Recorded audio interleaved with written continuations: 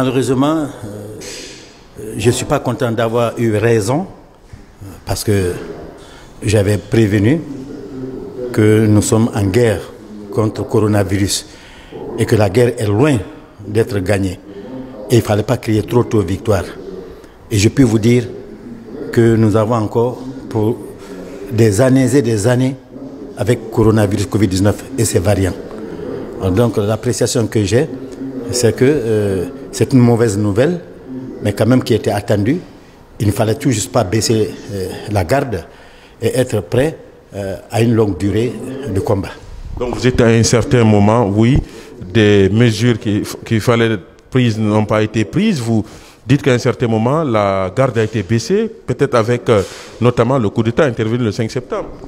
Bien, la garde avait été baissée bien avant à cause de l'incongruité de certaines communications et de l'intoxication dont certaines couches de la société avaient été victimes. Les gens ne croyaient pas réellement que le coronavirus était si grave, était mortel et était contagieux. Donc, il n'y a pas eu très de sérieux de la part de la population à prendre en compte cette lutte. Raison pour laquelle beaucoup ne se sont pas fait vacciner et beaucoup n'ont pas respecté les mesures barrières, surtout le port de masques. L'autre question, aujourd'hui, on dit officieusement, même s'il n'y a pas pour le moment de communication officielle, Omicron est bien présent. En tout cas, selon mes sources médicales, l'Omicron aujourd'hui est présent, ce variant est présent en Guinée. Ça vous inquiète? Évidemment, Omicron est présent. Ça, il ne faut pas s'en douter. Vous savez, j'ai été le premier encore en vous disant au temps du régime défunt que le variant Delta était rentré et que le ministère de la Santé ne se précipiterait pas pour l'annoncer. Mais moi, en tant que scientifique, en tant que professionnel, je savais qu'il n'y avait aucune frontière qui pouvait interdire l'apparition du variant Delta en Europe et à moins de 2 mois que ça ne vienne chez nous ici. De la même manière, le variant Omicron qui a apparu en Afrique du Sud est aujourd'hui bel et bien en Guinée.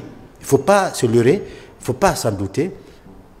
Variant Omicron est présentement en Guinée. Justement, aujourd'hui, qu'est-ce qu'il faut faire pour limiter la propagation de cette pandémie dans notre pays? C'est les fêtes de fin d'année. Quelles dispositions à prendre aujourd'hui pour endiguer donc la propagation de ce virus dans notre pays? Il n'y a pas 1000 dispositions. Il y a 2 dispositions à prendre. Respect des mesures barrières et vaccination. Le respect des mesures barrières, surtout le port de masques en public. On a complètement abandonné cela.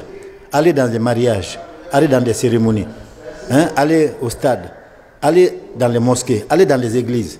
Personne ne porte.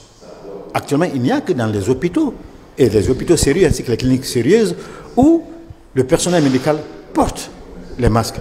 Le reste, non. Donc, il faut qu'on revienne à cette belle attitude, celle d'accepter de porter les masques. Et ensuite, d'accepter de se faire vacciner.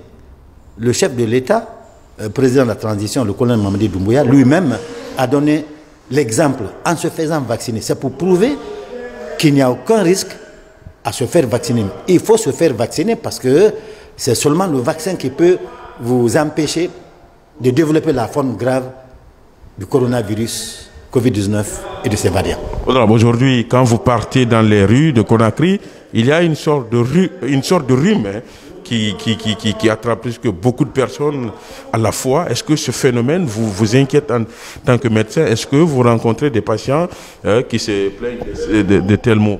Vous savez, le changement climatique vient avec beaucoup de bouleversements. Nous sommes dans l'harmattan. Et l'harmattan, comme c'est un vent qui souffle du nord vers ça vient avec des tourbillons. Et les tourbillons, avec de l'air frais, permettent le développement et la propagation des virus comme des bactéries qui sont dans la nature.